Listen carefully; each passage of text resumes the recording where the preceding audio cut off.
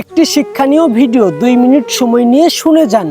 একবার এক রাজা তার 3 মন্ত্রীকে ডেকে বলল, এই নাও তোমাদের একটা করে খালি বস্তা দিলাম। তোমাদের কাজ হবে বনে গিয়ে বিভিন্ন ফল কুড়িয়ে এই বস্তা ভরে নিয়ে আসবে। দেখি কে কত তাড়াতাড়ি বস্তা ভরে নিয়ে আসতে পারে। 3 জন চলে গেল বনে। প্রথম মন্ত্রী চিন্তা করলো, রাজা বলেছেন তাই ভালো ভালো ফল কুড়িয়ে বস্তা পূরণ করি, এবং সেই মতো জঙ্গলের ভালো ফল কুড়িয়ে বস্তা ভরে নিয়ে আসলো।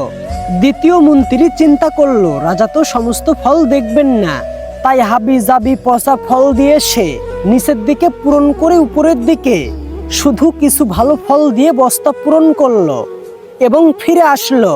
তৃতীয় মন্ত্রী চিন্তা করলো, রাজার এত সময় কোথায়, বস্তা খুলে খুলে দেখবে। সে শুধু দেখবে বস্তা পূরণ হয়েছে কিনা। জঙ্গলের মরা পাতা ঘাস কাঠ দিয়ে বস্তা পূরণ করে নিয়ে আসলো। 3 মন্ত্রী রাজার দরবারে হাজির হলো। রাজা সবার বস্তা ভর্তি দেখে খুশি হলেন।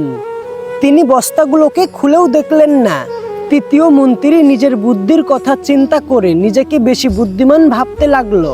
রাজা একটু সময় নিয়ে তার চেয়ারে বসলেন এবং ঘোষণা করলেন, এই 3 মন্ত্রীদের তাদের বস্তা সহ 7 দিনের জন্য কারাগারে পাঠানো হোক এবং প্রত্যেককে আলাদা আলাদা কক্ষে রাখা হোক। এই 7 দিন তাদেরকে কোনো প্রকার খাবার দেওয়া হবে না। যেই কথা সেই কাজ, 3 জনকেই কারাগারে পাঠানো হলো। প্রথম মন্ত্রী তার ওই বস্তার ফলগুলো খেয়ে 7 দিন পার করে দিল। দ্বিতীয় মন্ত্রীর বস্তায় যতগুলো ভালো ফল ছিল সেগুলো খেয়ে সে 2 দিন থাকতে পারলো। বাকি দিনগুলো পচা ফল খেয়ে কাটানোর চেষ্টা করলো, কিন্তু তিনি অসুস্থ হয়ে পড়লেন। তৃতীয় মন্ত্রীর বস্তায় কোনো ফল ছিল না, তাই তিনি না খেতে পেরে কারাগারেই মারা গেলেন। এই গল্পের মাধ্যমে আপনাদেরকে শেখানোর এবং বোঝানোর চেষ্টা করলাম, যদি আমরা নিজেরাই নিজেকে ফাঁকি দিই তবে একদিন আমাদের অবস্থাও এরকমই হবে।